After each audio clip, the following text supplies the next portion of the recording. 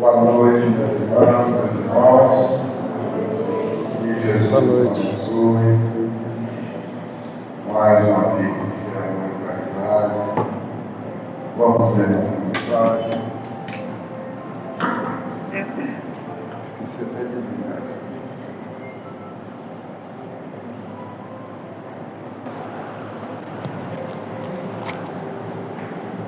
Foi bom para lembrar que eu não tinha ligado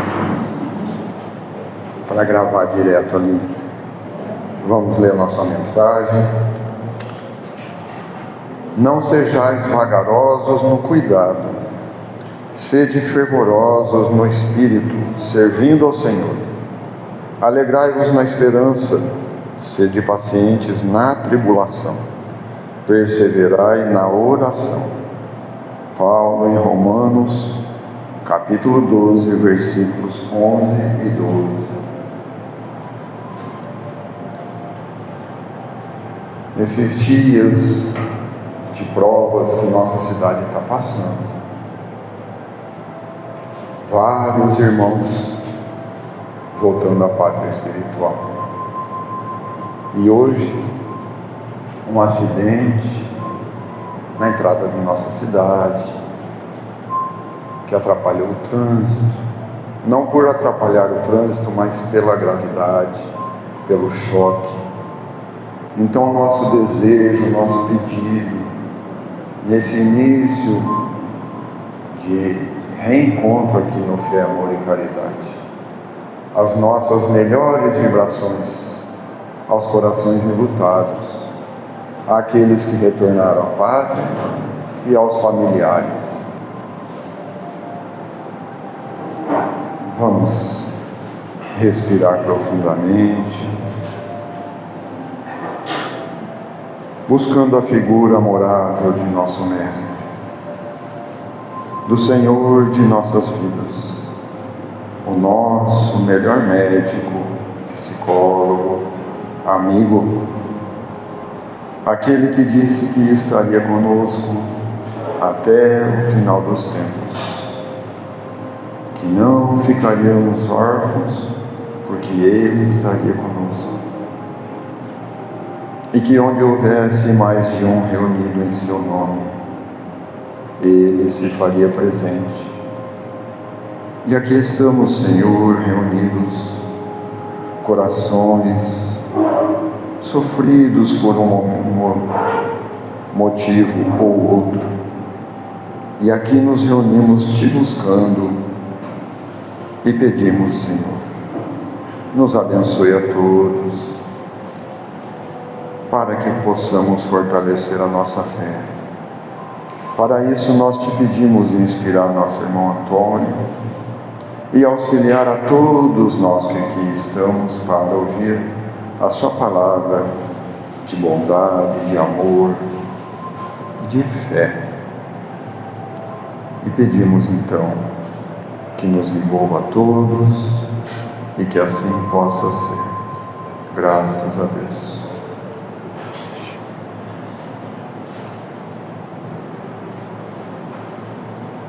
Não precisa apresentar, né? Todos conhecemos. O Tônio, os dois Tônio, né? Um que está no microfone agora e o outro que vai falar. Fique à vontade. Boa noite, meus irmãos. Que a paz do Mestre Jesus esteja conosco. Trago para reflexão nesta noite o tema vigilância. Deixa aqui mais embaixo.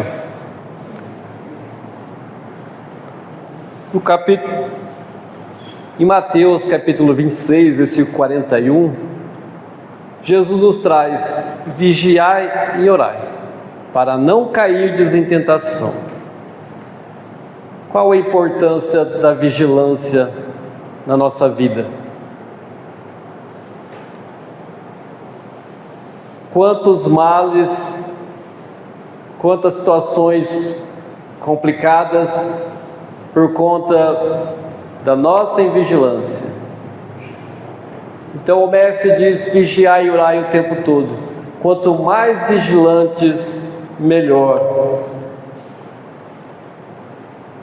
E da onde vem a tentação? Porque o mestre fala vigiai, é porque nós temos fraquezas. Em cima dessas fraquezas nós temos tentações. E aonde mora o perigo?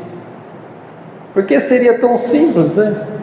Desde a infância a gente vai aprendendo o que é certo e o que é errado. Por que a gente chega na fase até da velhice, né, fazendo tanta coisa errada ainda? Fraqueza, falta de vigilância. E deixa de vigiar para ver. E o que diz Emmanuel a respeito desse tema, desta mesma passagem evangélica? Está no livro Fonte Viva, psicografia de Chico Xavier, ditado por Emmanuel, no capítulo 110, vigiemos e oremos. As mais terríveis tentações decorrem do fundo sombrio de nossa individualidade, assim como o lodo mais intenso, capaz de te dar o lago, procede do seu próprio seio. Então, está no nosso íntimo, não tem como fugir. E às vezes a pessoa faz oração pedindo a Deus para afastar, né, todos os males, afastar-me das tentações. E a gente vai ver que faz parte e não tem como fugir. Interessante que Emmanuel traz esse ponto aqui, né? Assim como o lodo mais intenso capaz de cisnar um lago. A gente às vezes é como esse lago de águas claras, muito limpas, que você vê o fundo.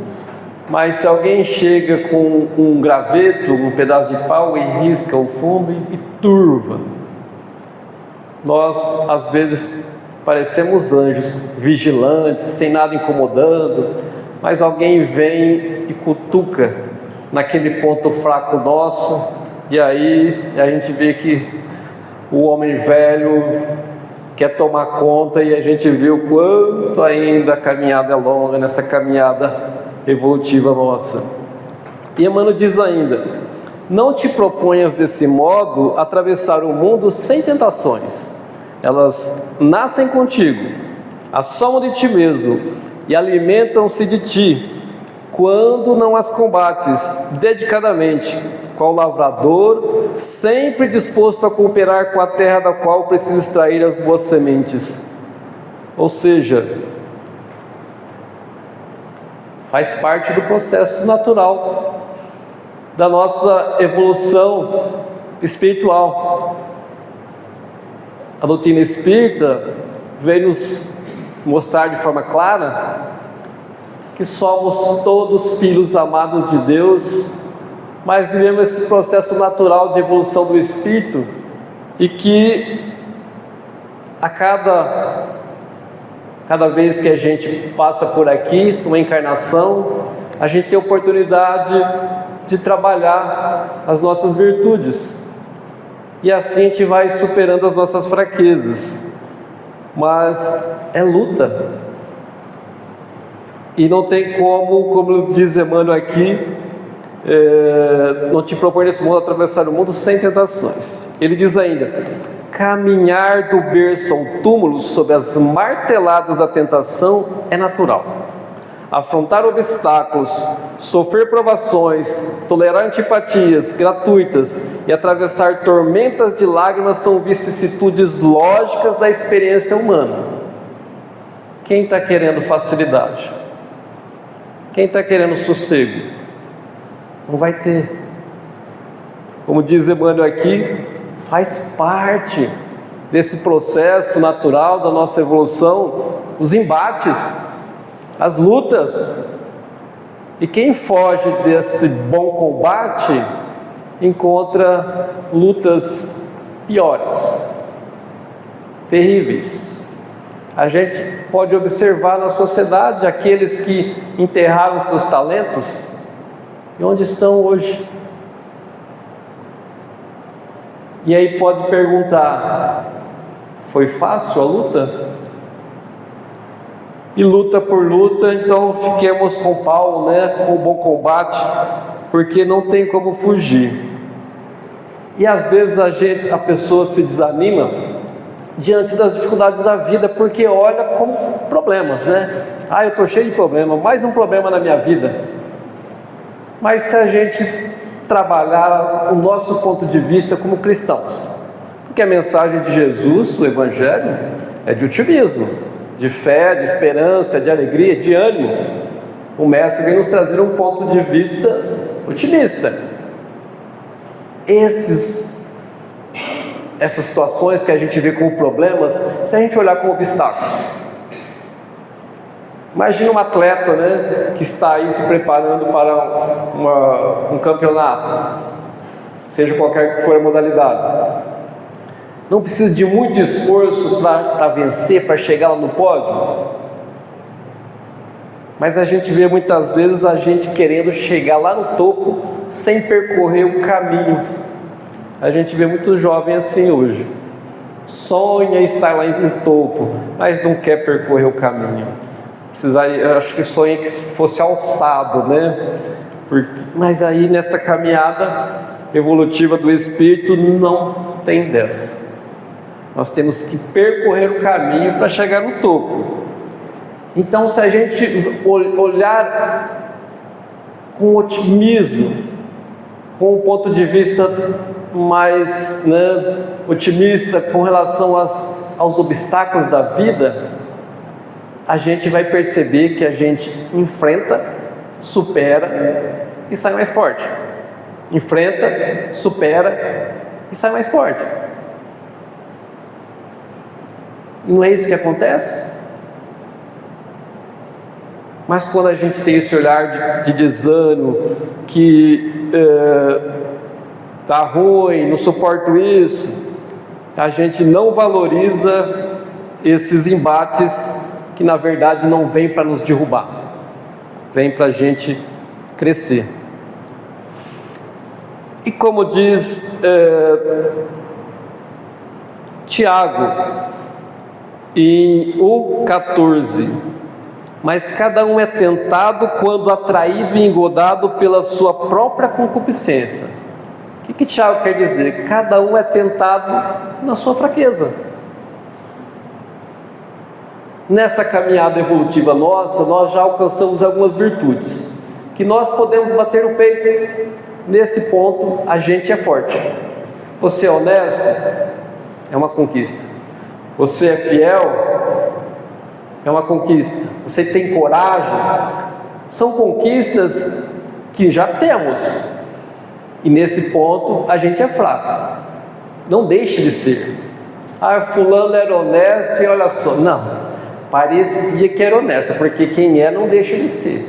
É uma conquista da alma, do espírito.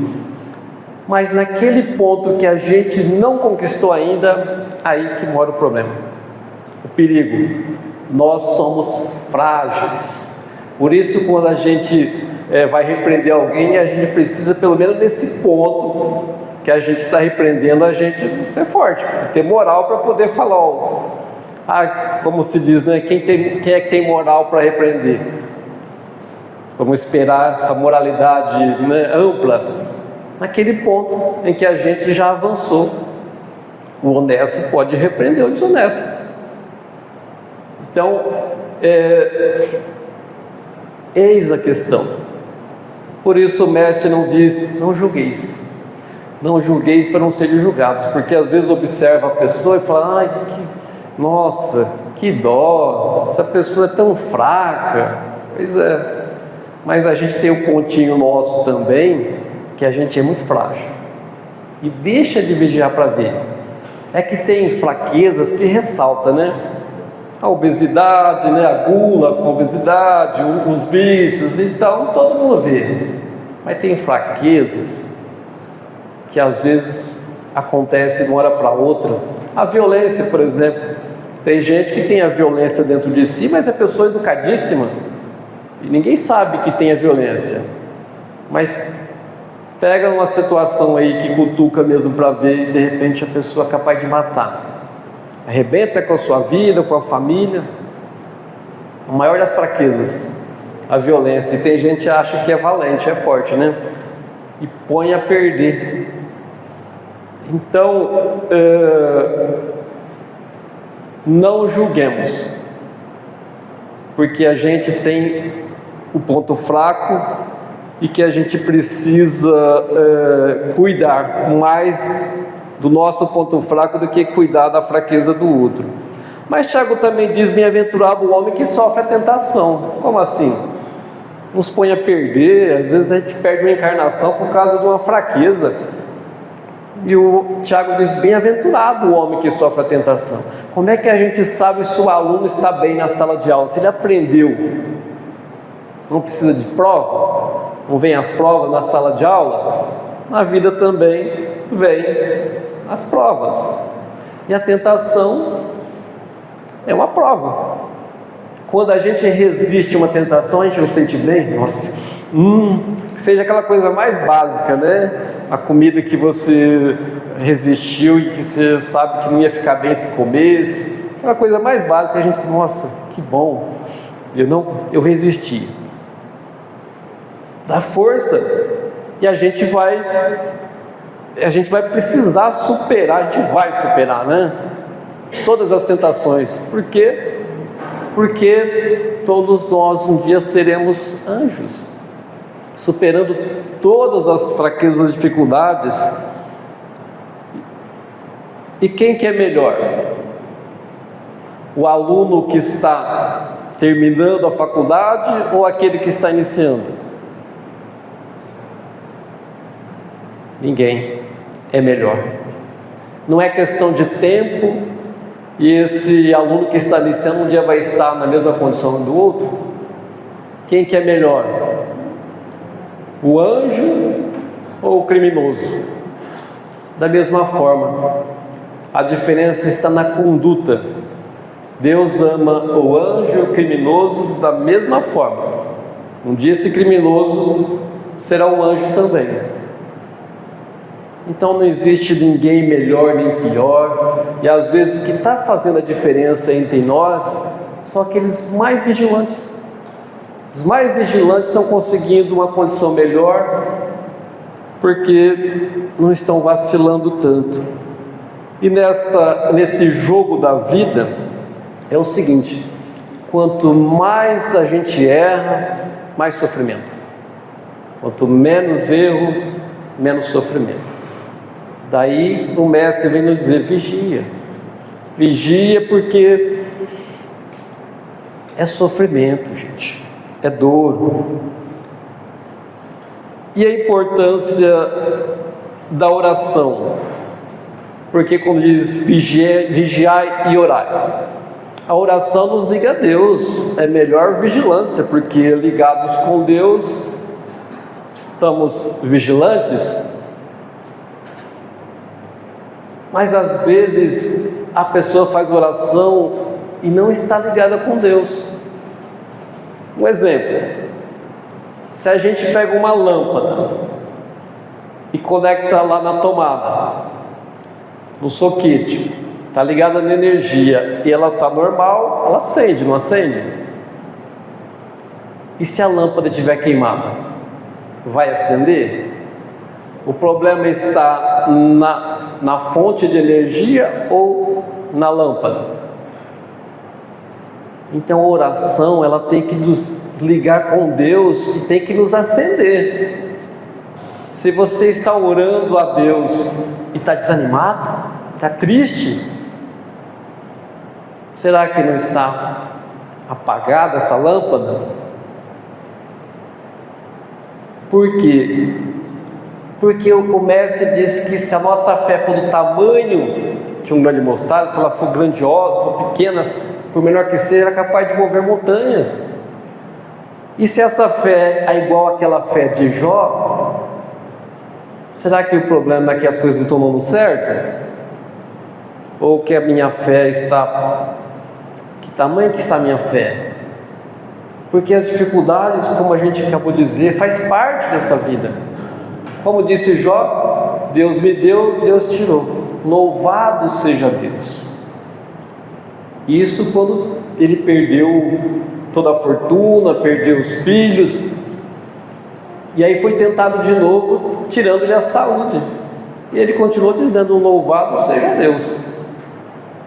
Porque a verdadeira fé não espera as coisas acontecerem do jeito que a gente quer. Quando essa fé está esperando, acontecer do nosso jeito, não é fé, é esperança. A verdadeira fé é essa de Jó. Então, quando a gente está passando por maior que seja a dificuldade, está dando tudo errado, mas Senhor, dá-me força, eu vou superar isso, tenho certeza, com o seu amparo, e deve nos iluminar. Se a gente ora e está desanimado e está triste, que não tem jeito, então nós não estamos realmente conseguindo essa conexão com Deus. Não está, é como a lâmpada apagada. Mas a oração, a gente viu o impacto dela, né? Temos exemplos maravilhosos aí da oração na nossa vida. O quanto impacta, o quanto faz diferença. Mas Tiago, nesse sentido, também diz que a oração de um justo pode muito em seus efeitos.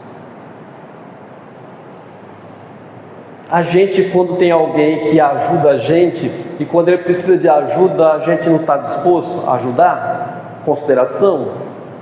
Imagina a consideração do alto quando a gente também ajuda o próximo, que a gente está ajudando aqui e ali.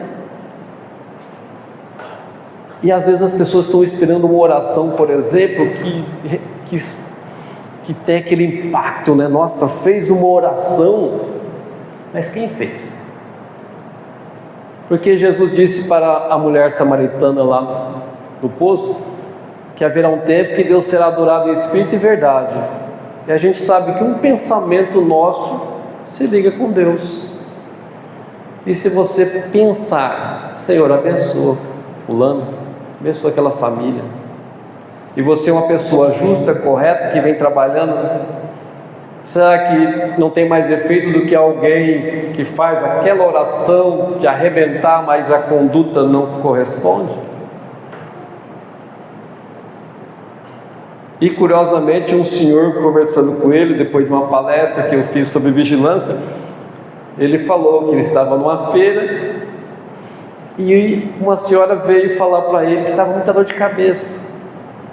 E ele, em pensamento, pediu para Bezerra de Menezes para ajudasse aquela senhora que estava trabalhadora, estava com dor de cabeça. E a mulher percebeu que ele fez essa prece porque ela melhorou, veio falar para ele, e outra vez que acontecia, ela vinha, ela voltava com ele, que ela percebeu que ele pedia. Mas aí que está a diferença, a importância, mais daquele que ora, que é justo e correto, que tem um respaldo maior. E a religião, qual a importância da religião na nossa vida como vigilância? Olha o que diz Marcos, em capítulo 16, versículos 17 e 18. Jesus, nessa passagem de Marcos: estes sinais acompanharão os que crerem. Em meu nome expulsarão demônios, falarão novas línguas, pegarão em serpentes, e se beberem algum veneno mortal, não lhes fará mal algum. Imporão as mãos sobre os doentes, e esses ficarão curados. Esse é o poder que Jesus diz que tem aqueles que creem nele. E não estamos falando do religioso. E a sociedade tem dado importância para a religião como deveria? Porque a religião, ela nos aproxima de Deus, não nos favorece? E se a gente realmente está valorizando, aproveitando a religião, qual o efeito disso? É só observar nas pessoas que realmente aproveitam. Porque tem gente que faz coisa errada dentro da religião. Tem líder religioso que faz coisa absurda dentro da religião, mas não quer dizer que não tem o seu potencial de valor. É só observar as pessoas que estão aproveitando, que na hora da dor, do sofrimento, na hora da dificuldade, na hora da perda de um ente querido, passa por tudo de cabeça erguida, participando ainda de trabalho, de estudo, firme, sofrendo, com dor, mas de pé. Essa é a diferença de quem realmente está aproveitando a religião, está fortalecido E se tem uma coisa que realmente nos derruba, nos enfraquece, não é a imunidade, a baixa imunidade? Tempo da pandemia, né, que fecharam as igrejas, não é coisa das trevas, né? Fecha-se as igrejas. Era um lugar mais seguro, poderia nos fortalecer muito mais. Quando tem uma virose dentro do lar, tem várias pessoas ali, comeram a mesma coisa e um ou dois é que pegou a virose. É a comida. Não, todo mundo comeu. Não é, a diferença não está na imunidade? Assim como temos aí dengue, virose, como diz, gripe, quando acontece, uma multidão de gente correndo para os postinhos, para os pontos de socorro. Será que não faz diferença aqueles que estão mais fortalecidos na fé, que estão mais vigilantes? Claro que você vai encontrar pessoas dentro da religião que estão vigilantes e pessoas que estão fora que estão mais vigilantes, mas que favorece para a gente estar mais vigilante, não tenha dúvida. Então, esse poder que nós temos, que nos favorece com a religião, quando a gente aproveita, é notório. Mas temos dois exemplos aqui de religião, a diferença quando se tem vigilância e quando é vigilante. Eu trabalhei há muito tempo num lugar que tinha um senhor, que já era mais velho que eu, e ele narrou uma história de tempos atrás. Ele diz o seguinte: tinha numa cidadezinha uma igreja lotada, porque o pastor dessa igreja era um homem muito correto, fiel, tinha esposa e filhos, e era assim um homem adorável, né, que impressionava, todos admiravam. Até que certa vez a empregada deles foi embora, e a esposa desse pastor começou a procurar uma outra empregada, e de repente ela apresentou uma jovem, e ele não fez nenhuma objeção, foi contratado. Só que daí um tempo ele foi embora com essa jovem, deixando família, deixando igreja. E esse senhor falou: pensa numa igreja esvaziada. Abandonaram a igreja, porque pensaram que esse homem caiu. O que eles estão fazendo aqui? Mas qual que é a referência? Qual que era a referência desses fiéis? O pastor? Nossa referência tem que ser Jesus. O homem cai. Se eles tivessem como referência Jesus, permaneceram na igreja. O homem caiu. Então, mas se esse pastor tivesse realmente vigilante, meu bem, vamos arrumar uma senhora madura, essa jovem não deve ter muita experiência, ela não fez nenhuma objeção. E qual que era o ponto fraco dele? Ele achou que não tinha esse ponto fraco e saiu dessa forma. Aí pergunta: ele cometeu algum crime? Chama a polícia porque ele fez isso? Aos olhos da lei do homem, nem o crime. Pergunta para a esposa, para os filhos, o que acham dele. E esses fiéis que abandonam a igreja, que de repente vão no caminho errado, imagina o peso nas costas desse pastor lá na frente, imagina o arrependimento dele. Eis a questão, não tem dessa. Se deixar de vigiar, cai. E foi o exemplo desse pastor. Um outro exemplo que foi contado numa tribuna, que um homem, ele tinha esposa e filhos, mas a mulher se interessou por outro homem, largou ele com os filhos e foi embora. E ele devia ser espírito ou simpatizante, porque segundo o orador, os amigos se aproximaram e evangelho no lar 3 vezes por dia com ele, para poder ele não fazer nenhuma besteira. E aí, atenção redobrada com ele, a mãe dele ajudava a cuidar dos filhos, e ele se equilibrou. Aí, passado um tempo, como o paixão não dura tanto, né? A mulher dele ficou sozinha, porque o homem abandonou ela. E ele, como estava vigilante, buscando o evangelho, fortalecido, ele falou para ela: nós não temos mais nada a ver um com o outro, mas você é mãe dos meus filhos, pode vir morar com a gente. E foi morar com ele, com os filhos. Passado um tempo, ele também se interessou por outra mulher e deixou-a no lar com os filhos. Não tinha mais condição de conviver com ela, mas amparou-a, trazendo para dentro do lar. Quantas tragédias por conta de invigilância! E esse homem mesmo poderia ter cometido um ato aí. Quantos lares destruídos! E a diferença? Vigilância. Olha a diferença da vigilância. Então, quantos males poderiam ser evitados? E aí pergunta para essa mulher que largou a esposa e os filhos: é isso mesmo que ela queria? Acabar com a família?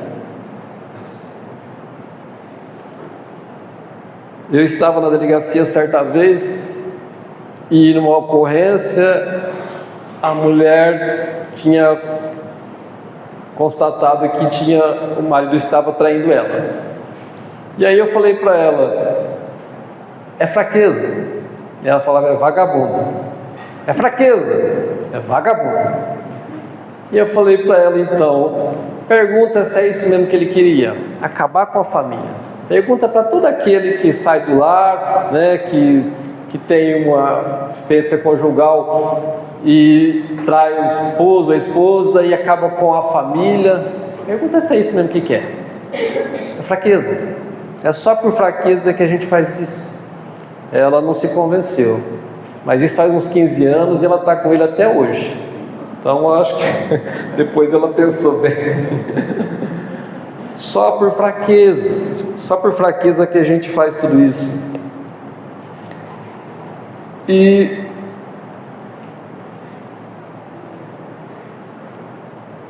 eu tinha falado da questão então da imunidade, mas tem muitas outras situações que nos deixam, que baixam nossa imunidade, até medicamento baixa nossa imunidade. Então, mesmo estando aí de repente vigilantes na religião, cuidando disso aquilo, por um motivo ou outro, por outra circunstância, a gente também cai a nossa imunidade e a gente vê que a gente tem essas fragilidades. Mas com certeza, fortalecidos com a religião, a gente tem menos possibilidade de estar aí baixando a nossa imunidade. Outra situação interessante por que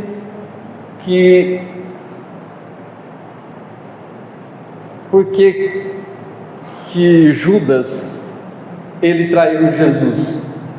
Será que Jesus deixou que ele fizesse aquilo porque tinha que acontecer? Estava escrito?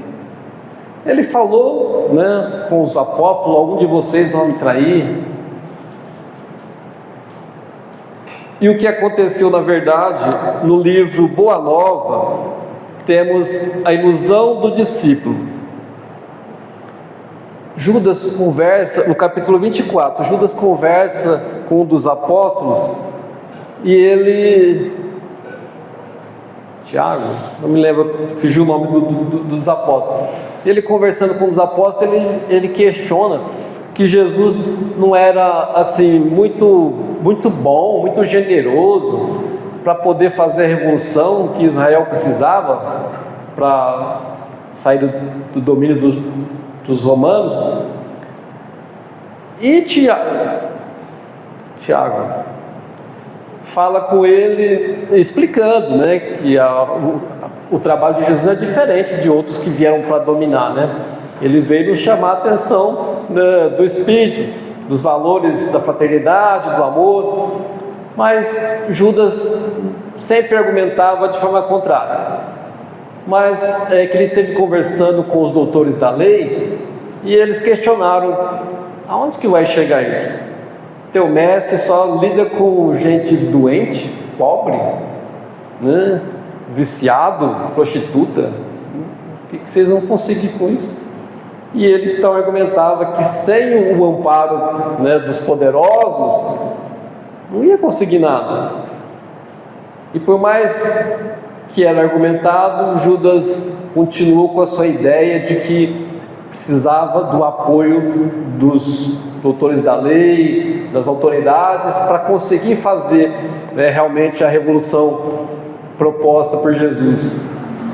E ele foi dormir pensando nisso, que ele já tinha conversado lá com as autoridades e ele ia ter um cargo, ele ia conseguir um cargo, ele ia coordenar os trabalhos ali com os apóstolos, ele ia entregar Jesus e depois ele ia conseguir libertar Jesus e inclusive ia aproveitar os ensinamentos de Jesus para dar um rumo diferente para os poderosos que iam ajudá-lo.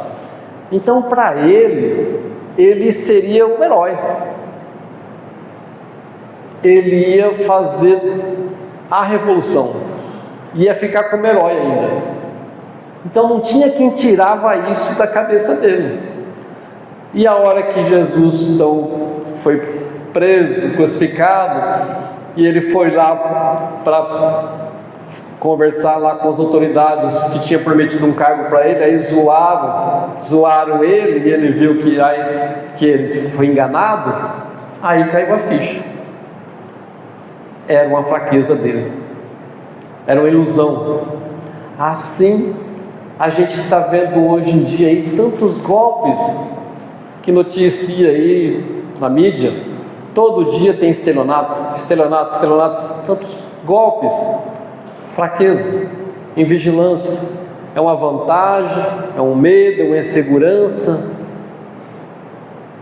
E a gente, se você tiver que ajudar alguém que está numa situação dessa, que está envolvido com a ideia de vantagem, olha, se for questão de dinheiro, bloqueia a conta, toma o celular, porque a pessoa vai até quanto não cair a ficha.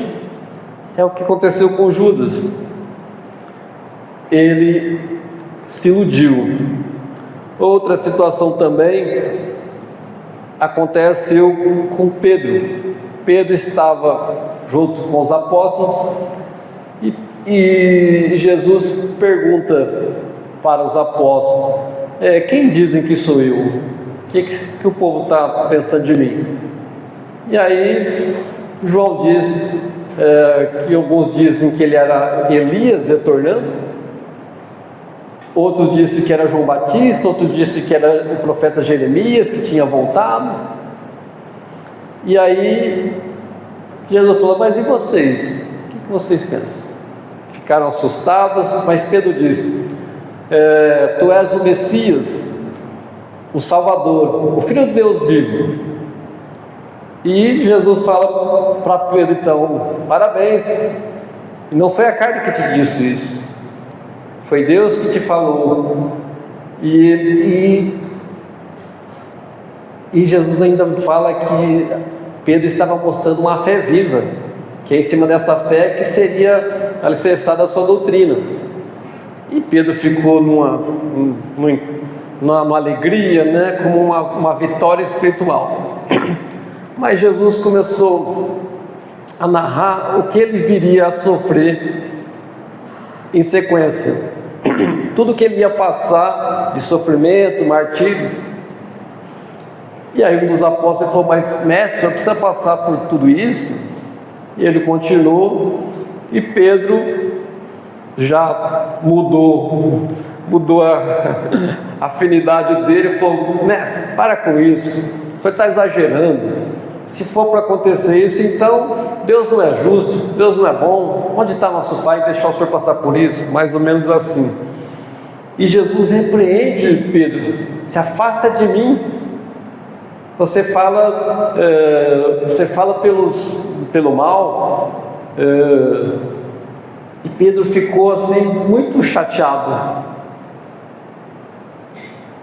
porque Jesus tinha falado que ele agora ele representava o mal com a sua postura, ele estava em sintonia com o mal. E no outro dia Pedro percebeu que Jesus parece que estava mais sereno, assim, e ele foi abordar o mestre: não entendi, por que o Senhor repreendeu a minha palavra quando mostrei a minha disposição de discípulo sincero?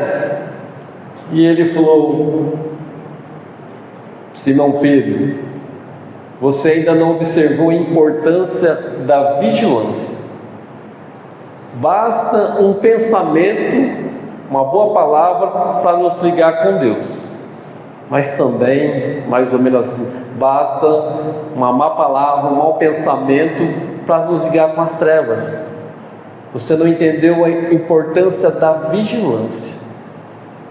Essa é a realidade nossa.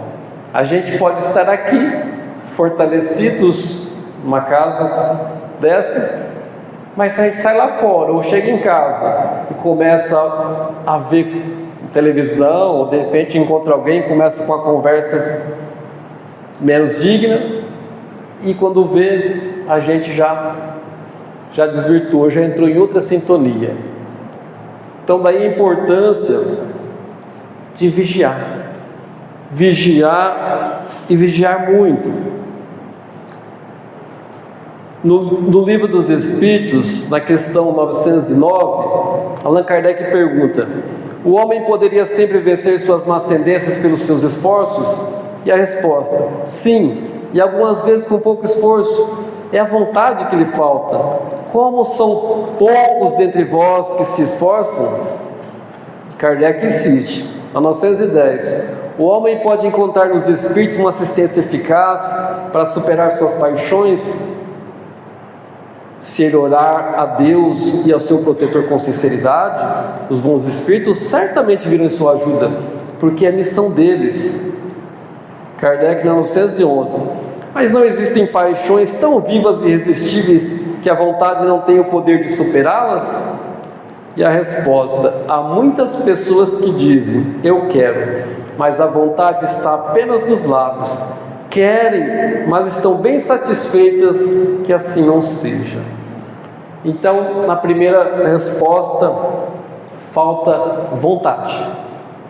A gente vê o exemplo, de superação de pessoas com vontade, com fé firme, com disposição. Por que alguém deixa o vício do cigarro de uma hora para outra? Ou outro vício? Falou: chega, para mim chega. Deu um passo à frente, muda de postura. Se tinha algum envolvimento espiritual, já não tem ressonância, não encontra ressonância, e a pessoa, o mestre diz: ao que mais tem, mais será dado. Se você dá um passo à frente saindo do vício, imagina o quanto você ganha de amparo para se libertar. Mas também, se você continua nessa: eu não dou conta, é difícil, você vai continuar recebendo força para permanecer. Se ele orar a Deus e ao seu protetor com sinceridade, os bons Espíritos certamente virão em sua ajuda. Não falta o amparo divino. Aquela ideia: se Deus quiser vai dar certo. Gente, ainda mais quem está trabalhando no bem, é questão de tempo, é questão da vontade de Deus. Mas cadê a fé? Cadê a certeza da providência divina? E outra coisa que diz: há muitas pessoas que dizem eu quero, mas a vontade está apenas nos lábios. Vinde a mim todos vós que estáis sobrecarregados, aflitos, e eu vos aliviarei. Como é que a gente chega até Jesus? Com raiva? Contrariado? Revoltado? Porque ele diz: mas fazei de mim que sou manso e humilde de coração, e encontrarei repouso, descanso para vossas almas. Então, quando às vezes a gente não encontra, é porque a gente não está conseguindo chegar até Ele realmente. Com a nossa postura: fazei de mim que sou manso e humilde. Aí que está a vigilância, a humildade, a fé. Porque os embates estão aí. A luta é constante. Mas se a gente está fortalecido na fé, fortalecido por essa doutrina de luz que é o Espiritismo, que nos consola, nos conforta, nos esclarece, amplia a nossa visão, por que desânimo? Por que lamentar as dificuldades? Vós sois deuses. Para quem que o Mestre diz isso? Para todos nós. Ele quer dizer que nós temos um potencial gigante para superar toda e qualquer dificuldade. Se Deus é por nós, quem será contra nós? Então é isso que Paulo diz. Mas se a gente está desanimado, triste, abatido, busquemos Jesus. Busquemos nos fortalecer com seus ensinamentos. Busquemos trabalhar a cada dia a nossa melhoria, confiantes que Deus é por nós, confiantes na providência divina, no amparo que é grandioso. Que a paz do Mestre Jesus esteja sempre conosco. Muita paz.